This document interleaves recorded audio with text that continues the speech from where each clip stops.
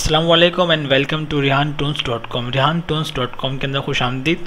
Learning 3D studio max का ये दूसरा एपिसोड है और आज के एपिसोड के अंदर हम सिस्टम रिक्वायरमेंट की कुछ बात करेंगे और 3D स्टूडियो मैक्स के इंटरफेस की बात करेंगे। 3D स्टूडियो मैक्स एक बहुत बड़ा सॉफ्टवेयर है और एक इन डेप्थ सॉफ्टवेयर है, तो इसकी मिनिमम सिस्टम रिक्वायरमेंट के अंदर तो 1 GB रैम अगर आपके पास इंस्टॉल्ड है आपके सिस्टम के अंदर तब भी रन हो जाएगा, और अगर 2.5 GHz या उससे ऊपर सिस्टम है तो रन तो ये हो जाएगा। लेकिन हमारे सीन जो भी हम क्रिएट कर रहे हैं तो अगर उसके अंदर हम मुख्तलिफ ऑब्जेक्ट्स को उसका इजाफा करते जाएंगे तो फिर सिस्टम रिक्वायरमेंट्स बढ़ जाती हैं और इतना स्मूथली फिर ये सॉफ्टवेयर शायद रन ना कर पाए।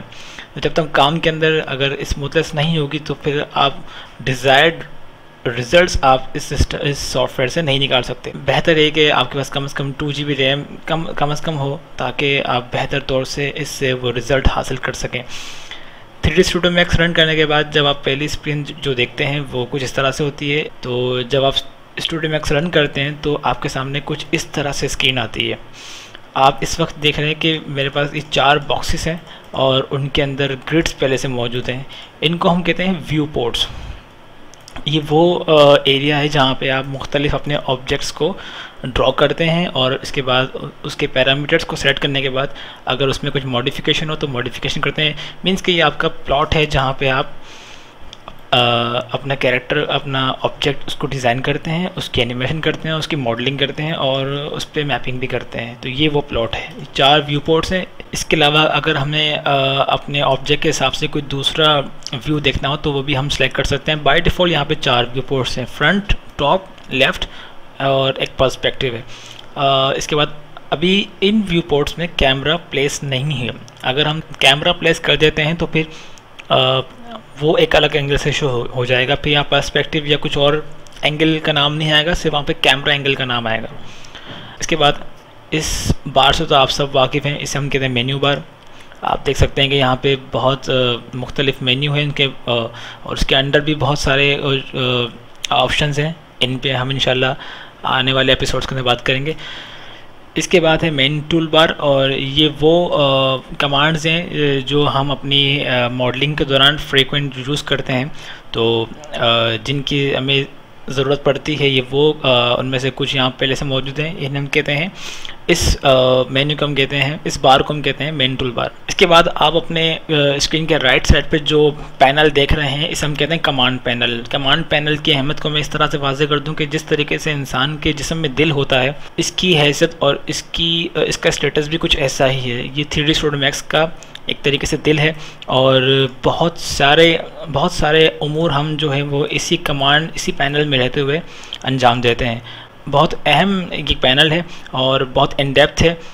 हर मेन्यू के अंदर मुख्तलिफ ऑप्शंस हैं और बहुत डिटेल के साथ है। तो इंशाल्लाह इस पे हम अगले एपिसोड के अंदर डिटेल से बात करेंगे कि किस पैनल से किस बटन से क्या काम या किस ऑप्शन से क्या काम लिए जाते हैं। बॉटम पे जो आप ये बार देख रहे हैं इसे हम कहते हैं टाइमलाइन।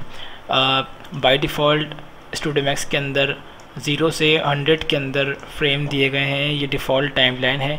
आप जानते हैं कि 1 सेकंड के अंदर 25 फ्रेम्स होते हैं। तो इस तरीके से ये जो टाइमलाइन हमारे पास है ये 4 सेकंड की है।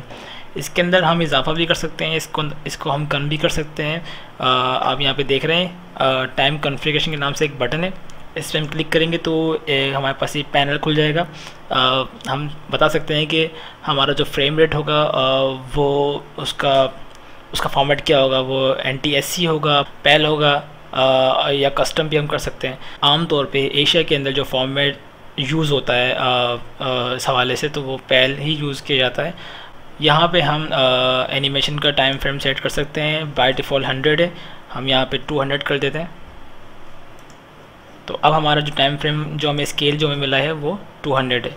और यहाँ पे हम अपने ऑब्जेक्ट को एनिमेट कराते हैं। इसकी मदद से हम यहाँ पे की फ्रेम सेट करते हैं जिसके थ्रू हमारा ऑब्जेक्ट मूविंग करता हुआ नज़र आता है।